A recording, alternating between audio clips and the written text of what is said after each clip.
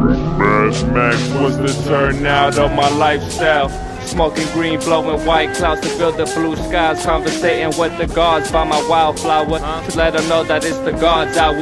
This love's the never-ending saga. Gods by my wildflower to let them know that it's the God's hour.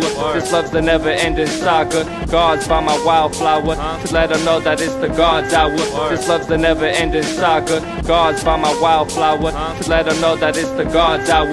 This love's the never-ending saga. Walk through the sands of times like Gara. On the other side of that gad is karma. You wet Prada, the devil lay inside your box now while the angels fly over my headstone.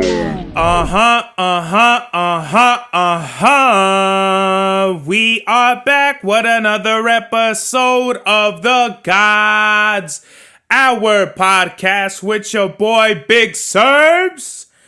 Numero 39, Tommy Vercetti. Yes, sadly, the great and most fucking one of the most gangster actors. Actually, he only did one movie. Actually, no, I shouldn't say that. Rest in peace to Ray LIOTTA, bro. Very, very sad. He passed away in the Dominican Republic. He was 67 years old. He was doing another movie, and it's pretty crazy, bro. Like, I just thought he did Goodfellas, but no, he was what's his face in The Many Saints of Newark, the Punisher's dad, I think, if I remember. That movie was like kind of like a letdown. I mean, to me, I thought it was a good movie because I seen like the whole Sopranos.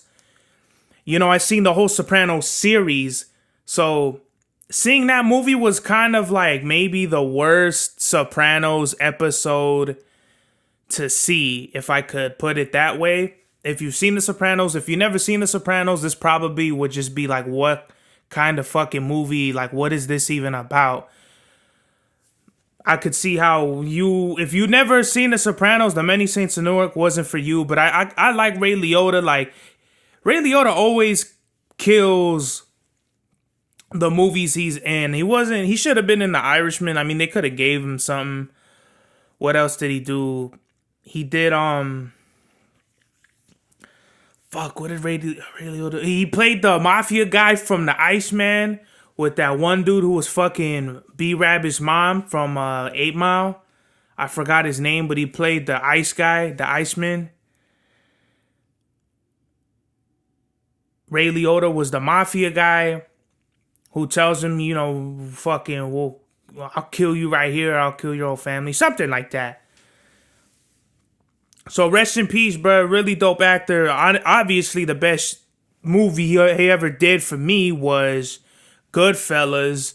He killed the shit out of Goodfellas. To me, he portrayed it really well. Like, he was...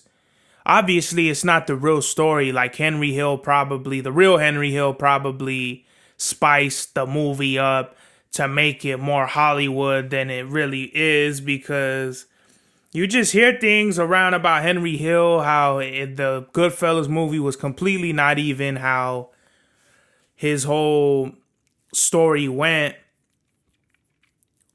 But Ray LIOTTA, he killed it. He really looked like a guy. He really did a good job at portraying a guy that was really into the mob. And then when shit hit the fan, he just snitched on everybody. And then I'm surprised what's his face, Henry Hill and Sammy the Bull Gravano are still around. I don't know what that's about, and my dog is at the door. When I told him I tell my dog, yo, let's go to my room, because fucking there's a reason. Because he's gonna interrupt the fucking podcast. So hold on a second. Wait, you can't keep doing this. Wait, I tell you to come in the room. No. You get in here. Come here. He's over here trying to play fucking freeze tag and shit. Over here like, oh, you're in. Come here. Say hello to the peoples, baby. Say hello. Tell them that you interrupted the podcast. Tell them, boy. Tell the people that you interrupted the podcast. Tell them. Come on. I don't know. I don't know about these gangsters that get a snitch and still be around. I have no idea what that is. But I do know that when Henry Hill was on the Howard Stern show back in the day, some guy called up the station and was like, telling him some shit like, yeah, you're going to get your bean baked and all this shit, that we know who you are, like we know where you're at and all this shit, which is like kind of scary, you know, like if you think you're living, like if you're free of, you know, consequences from your actions like snitching, and you just think you're fucking Superman, but then someone calls you and checks you like, hey, bro, like we know everything. We know the whole rundown of your shit. Basically, what they're trying to say to you is at any point, you could fucking die. Like you could pretty much be fucking fish food by the night's hour. You know what I mean? So, but back to Ray Liotta, man. Ray Liotta was just a dope actor. I never, you know, I wouldn't say he's like one of my favorite actors. I would just say I seen him in Goodfellas and a few cameo things.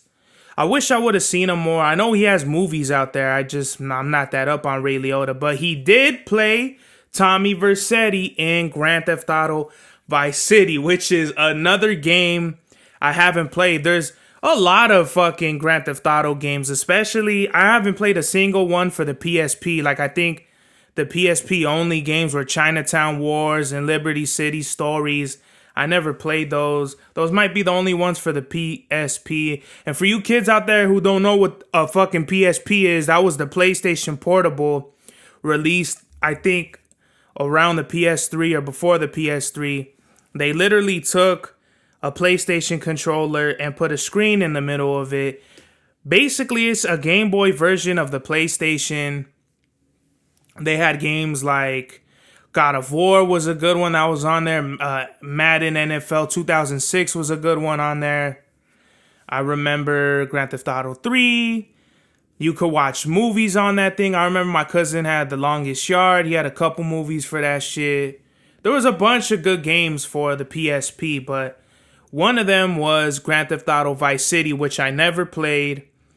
I want to say the Vice City came out on the PlayStation 2, because I don't think any Grand Theft Auto game came out for the first PlayStation. I think they were all on the 2. I could be wrong. And I want to play that game. They redid the Grand Theft Auto, I think it's Vice City, San Andreas, and Grand Theft Auto 3. They re-released them for the new gen consoles very recently, like I think back in November. I'm going to buy that sooner or later just to see what's up with it, especially now that, you know, Ray's gone, rest in peace, so fucking definitely want to play that. I know Frank Vincent's in it, who was also in The Sopranos and Casino. Rest easy to him as well.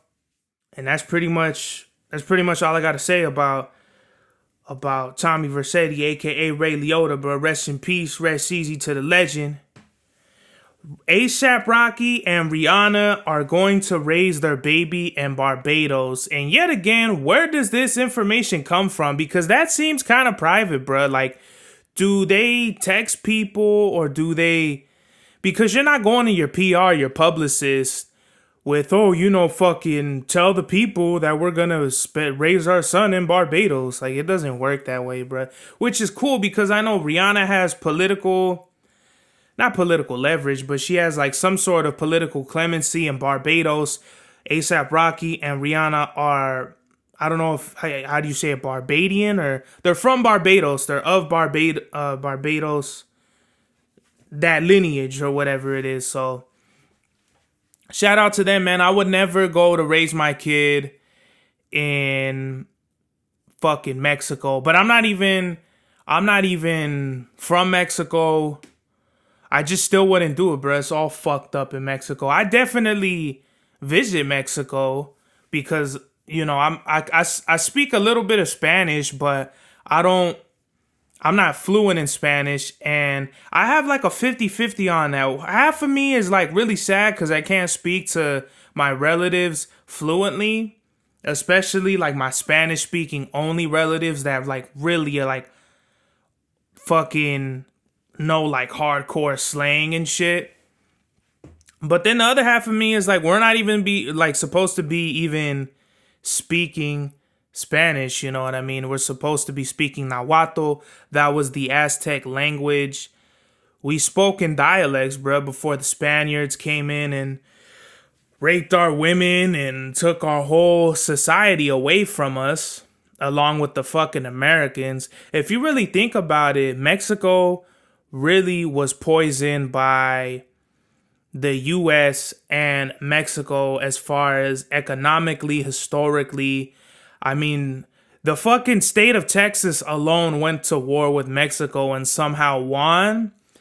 They would like to think that the history books, the American history textbooks would like to tell you that, but I don't know the whole spiel of it because you gotta see both sides of the story and then find like kind of the commonalities between the two stories. Then you kind of really see how shit really went down, because history that is told is from a certain filter, and what really happens from the facts just kind of gets put in like a weird light. But going back to Barbados, man, I think it's really cool. I was gonna say cute. Fucking what the fuck am I thinking about? I think it's really cool, man. I think it's awesome that Rocky and Rihanna are gonna raise their baby in Barbados. I mean, I would if that was my situation. I don't know about raising my kid here in Ontario. There's definitely places I would want to raise my child here in the city, but there's a lot of influx of Asians that are coming in here and taking over like all the suburban communities out here. So I don't know about that. I think as far as the new homes over, like, you know, the people that have been here, like we were the first one of the three first families on our block. This land in our neighborhood was actually just dirt. My father seen the building of it from the ground up, literally, and we were one of the first people here. So I'm thinking about buying these Vietnamese cocksuckers right next to us, buying them out, living there, maybe raising my child there so he could be next to his grandparents, and then buying this old man out, you know, right next to on the other side. I feel like I want to buy this whole block out, bro. Like my neighbors are weird. I've spoken about this before, but my neighbors are just fucking like, I don't know, man. We got a retired cop. First of all, I don't need you here.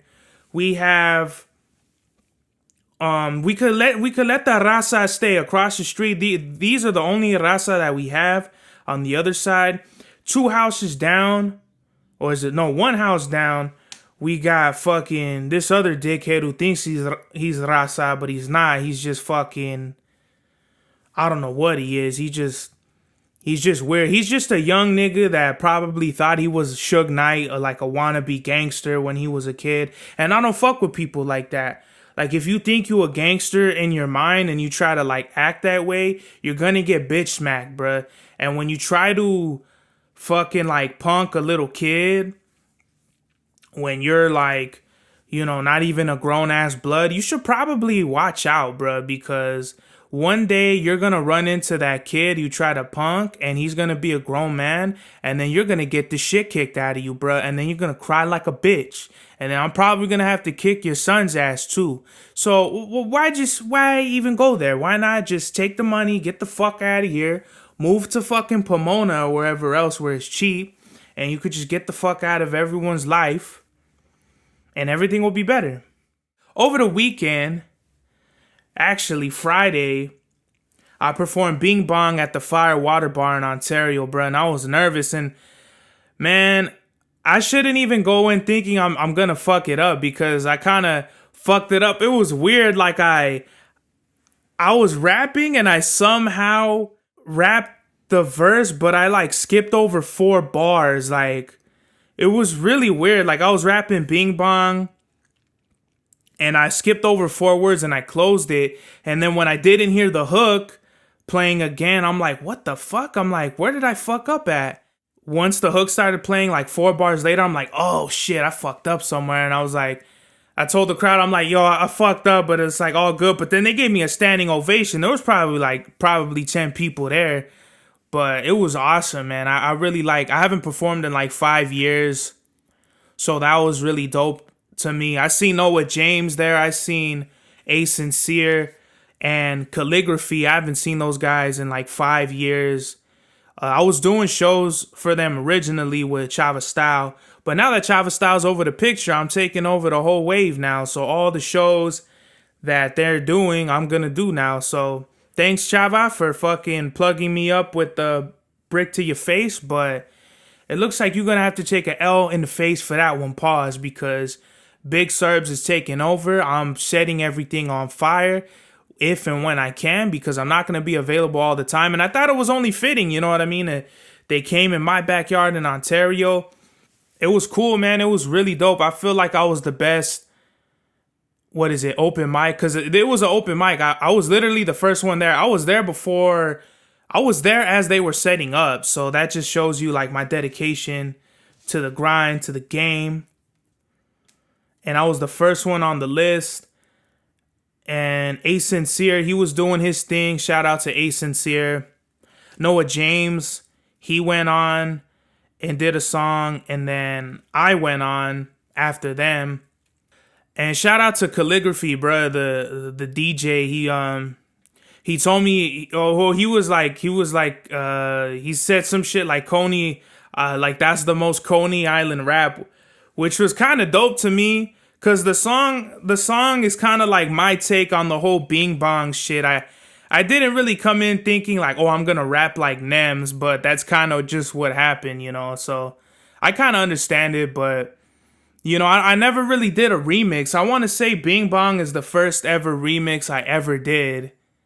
I can't think of one song. You know, people do remixes of what's that song? Tell Me That You Will Sing About Me. Yeah, Sing About Me by Kendrick. I've heard a remix for that already. I mean, Bing Bong has been remixed a bunch of times already, but no other, like, it's like Nems got them featured on his shit for the remix, but I actually did it my own way with my own hook, sort of. Shout out to Nems too, man. He retweeted and liked my song. I don't know if I covered that already, but that's really dope, man, because I seen Nems come from, you know, doing his thing on Instagram. I didn't know he was a battle rapper. I just thought he was like some dude from New York. Like, cause you know, when you have gold chains and when you could rap good in the street, I'm thinking anyone can do that. I literally would see him, like, I don't know if he would do like a Freestyle Fridays type shit, but he would literally be walking in the middle of the street freestyling with cars going by him. I would never have the balls to do that in Ontario over here. They'd be like, they fucking run you over. They wouldn't give a fuck. But shout out to Nems, bro. I really want to salute Nems and give him his airtime on the podcast, because Psycho Les liked my SoundCloud song that I did over his Jungle Gook beat. I think it was the Hydra Beats volume like 4 or 5 or something like that back in like, shit, that was 2016. Makami, like the Brujeria track, I sent him, I messaged him. No one even heard that shit. I mean, I dropped Brujeria officially on the El Cucuy remastered album. But shout out to Mach 2. I know I talked a bunch of shit about him, but I mean, you know, he was like the first artist to be like, dump. He literally told me dump.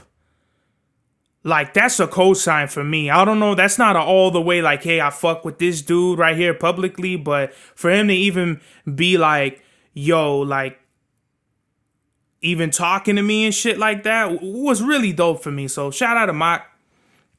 But Nems, and it's not like I talked to him, Nems, or anything like that. It's just that I don't even know if he heard the song. I just know Nems is like a pillar in the hip hop community for sure. Now, I think by the time the story is settled or whatever the fuck, however they say it, Nems will be a legend, bro. I think Nems is already a legend, definitely where he's from, but like as far as like internationally known. You know, he'll definitely be like a fucking like a K-Slay or something for sure, bro. Because Nems is already on his way to legendary status if he's not there already. So shout out to Nems. I did the Bing Bong remix on Friday. Performed it. Some people were smoking weed in the fucking bar, and I haven't. And actually, today is the 7-month anniversary of me being sober. So, buddy, we gotta celebrate, boy. We gotta get some party hats, buddy. I'll get you a little party hat. You want a party hat, buddy? And then we'll get some fucking apple cider, and then we'll pop that bitch open, buddy. And I'm gonna spray you in the face with. Yeah, you want that, buddy? You want me to pour apple cider all over your face? My dog's looking at me like he has no idea what I'm talking about. It's okay, buddy. I love yous anyway. What are you doing? Come here. You all right? What's going on? So, 7 months sober, but they were blazing weed at the Firewater bar. I caught amino contact, so I went outside, and I literally Googled what is a contact high, but it's like, it's your brain reenacting how you used to feel when you would smoke just off of like smelling the weed, which was kind of interesting to me, because after that I'm like, man, it's not like I'm fucking like all fucking stoned out and shit. It's just kind of like, whoa, stay in the bed, get over there, stay in the bed. This guy's trying to jump off the bed. You crazy, man? What are you, a fucking suicide jumper? So I just felt like a little buzzed or whatever.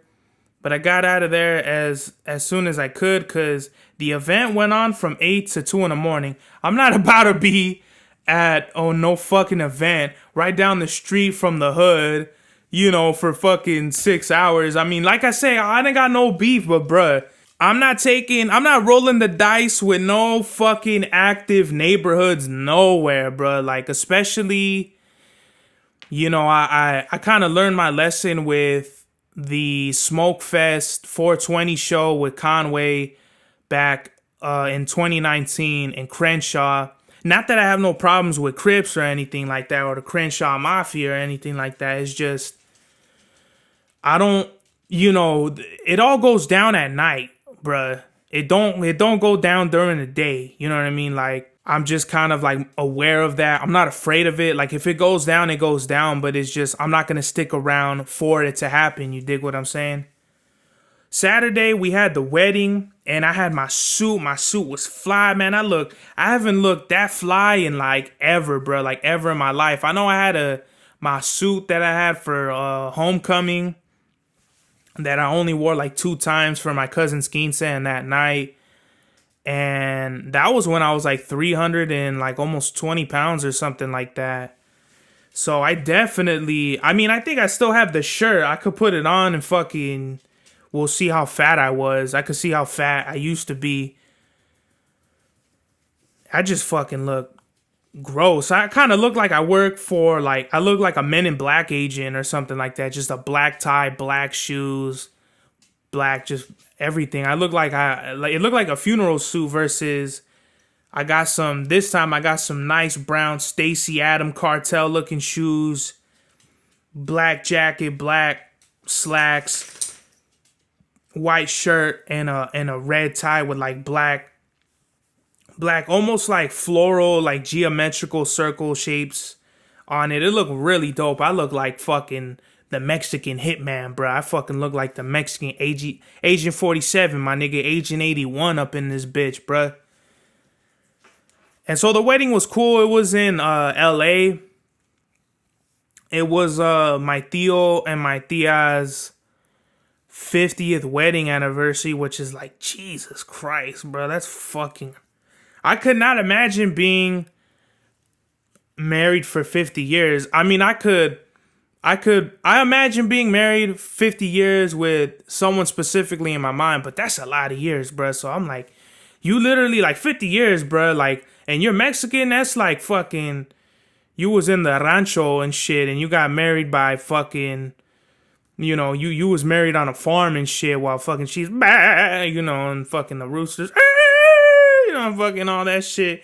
If you grew up on a farm like me, you would know. So shout out to all the rancheros out there. That was Saturday. It was at a cool little small little banquet, like towards Long Beach.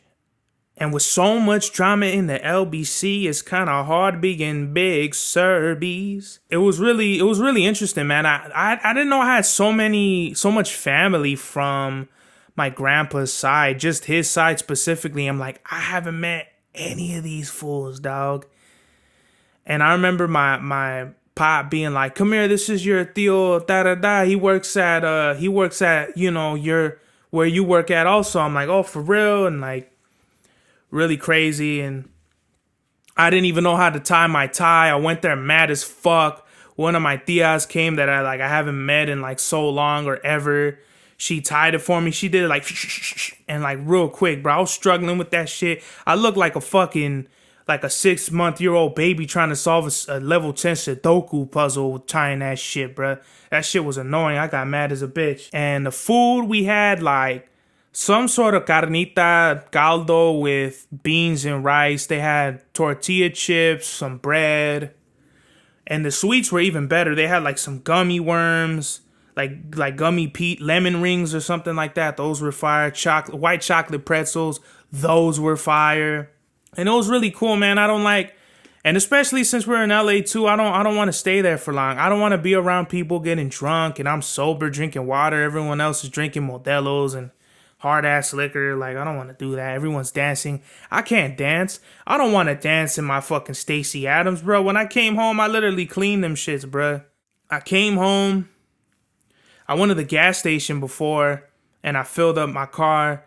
And people were looking at me like, what the fuck? Like, where's this fool going, dog? Like, what the fuck? I still had my suit on and everything. I look like, you know what I mean? Like, I look like fucking official.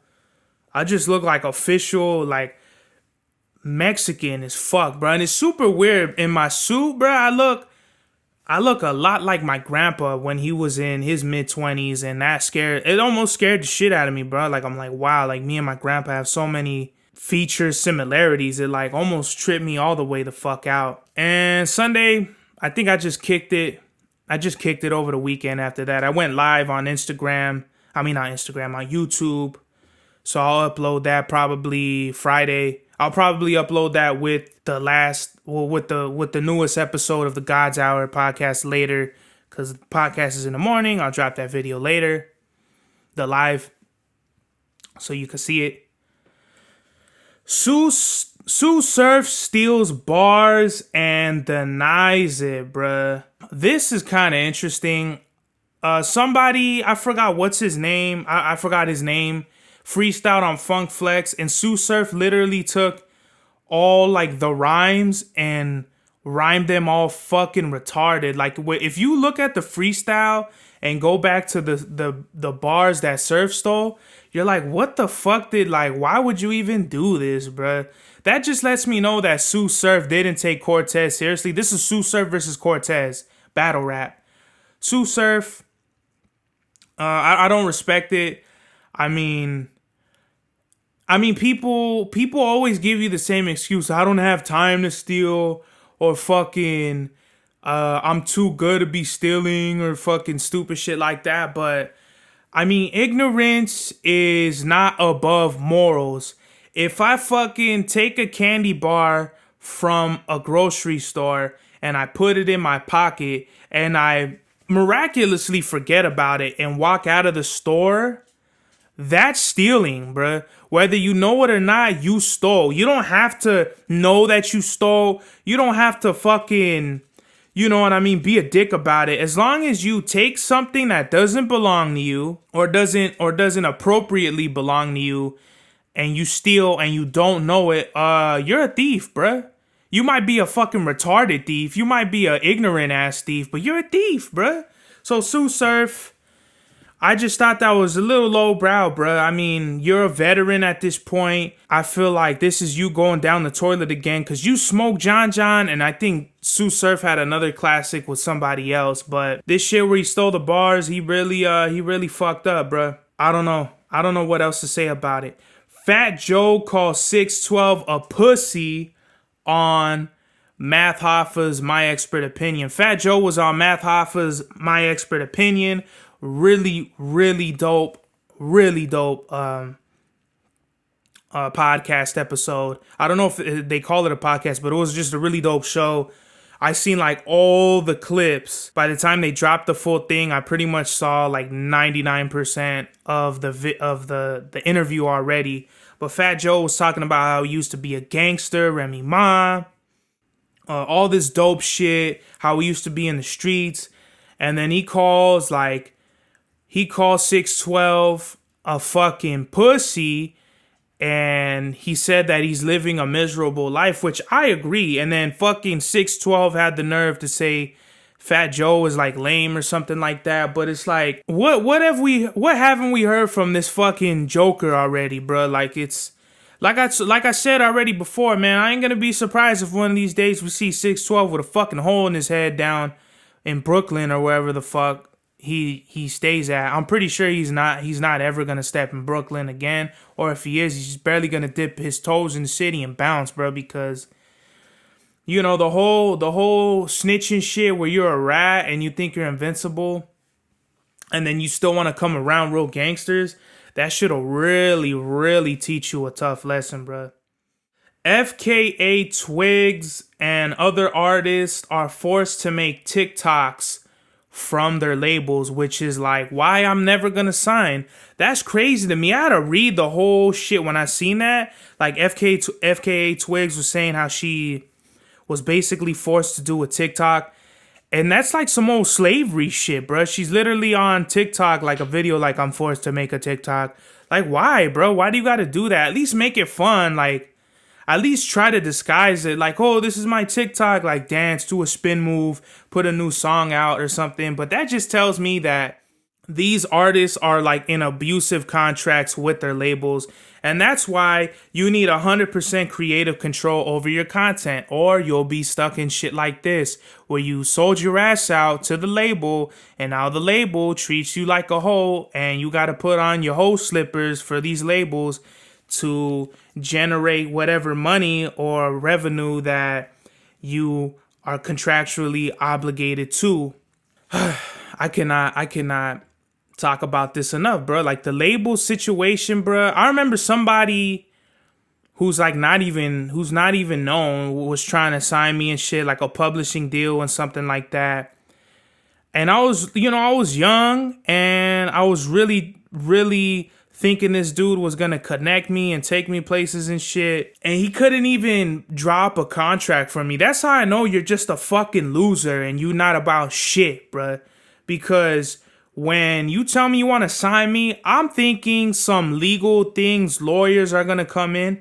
None of that shit even happened and all of that shit fell through. But he did connect me with K Slugger, and I did capitalize on K Slugger, and I want to work with K Slugger at some point. When it comes to these labels or these people that they just want to gain something from you, it has to be mutual. You don't have to like the person. You don't have to be 100% buddies with these people, but there's got to be some sort of mutual benefit, bro, or else it's just not going to make sense. You know, even in that situation, like I was talking to this dude who said he could hook me up with something and never happened, but he got me connected with K Slugger, so that's dope. And if you don't know who K Slugger is, he produced Loganberry for West Side Gun. He produced, I think, like another beat or something for West Side Gun and Conway on the Hall & Nash EP they did back in, I think, 2015 it was. So just creators out there, if you're listening, bruh, just don't sign. Do it all on your own. Unless they offer you something mutually beneficial or just something that's just gonna be worthwhile, because this whole thing where you get millions but you're like a prostitute for a label is just not what it is, bruh. Like at all. It's not worth it. It's not worth having $10 million. It's not worth having $1 billion if you have to be a puppet on a string and dance like a little bitch for somebody. You know, that's just my opinion. Supercat is back with a new track. I think Salam Remy did the beat, but I don't know, man. I love Supercat's old school dancehall music. Supercat is a legend, a pioneer. Everybody sampled him. KRS-One sampled him for The Bridge Is Over, the bass line and shit. And I heard the new track and it's okay, bro. I don't think it's a super good Supercat, record. I just thought it was really cool because you don't hear from Supercat. You don't hear, you hear Sean Paul coming back. You hear, all I really hear from like back in the day. I mean, you don't really hear from Shaggy. I hear from, you'll hear from Sean Paul, but that's it, bro. You don't really hear like Supercat. I mean, and I'm not really well versed in all like the dancehall legends or reggae legends of like the 80s, 90s, or from the older eras, the pioneer eras to today. I just know that Supercat made a return, and I think it's dope. The homie Daniel was murdered, from what I understand. I don't know the whole specifics of it, but he was close friends with the homie Elijah. His funeral was like a few days ago. And I just think it's really sad, man. I don't know what kind of street shit he was into, but I just know that he was murdered. And his funeral was a few days ago. I wasn't like, we didn't really know each other. I seen him around school and shit like that. But I didn't know he was that close to Elijah. So when I heard he got murdered, I was like, oh shit, this must have been like how other people felt when Raul killed himself and they knew how close we were, So I just hit the homie Elijah up, if you have anything, you want to talk about, I'm always here for you. He never messaged me back.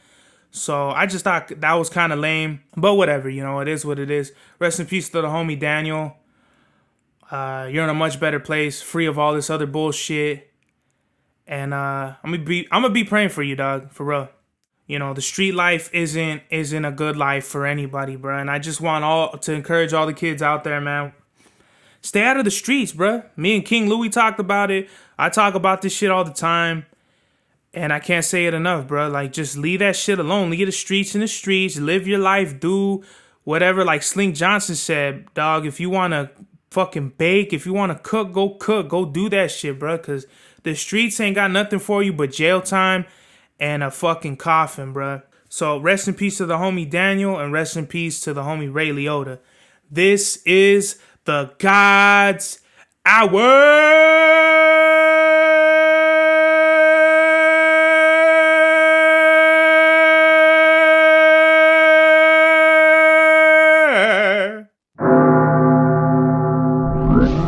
Max was the turnout of my lifestyle. Smoking green, blowing white clouds to fill the blue skies. Conversating with the gods by my wildflower, to let them know that it's the God's hour. This love's the never-ending saga. Gods by my wildflower, to let them know that it's the God's hour. This love's the never-ending saga. Gods by my wildflower, to let them know that it's the God's hour. This love's the never-ending saga. Gods by my wildflower, to let them know that it's the God's hour. This love's the never-ending saga. Walk through the sands of times like Gara. On the other side of that gad is karma. You wet Prada, the devil like inside your box now. While the angels fly over my headstone.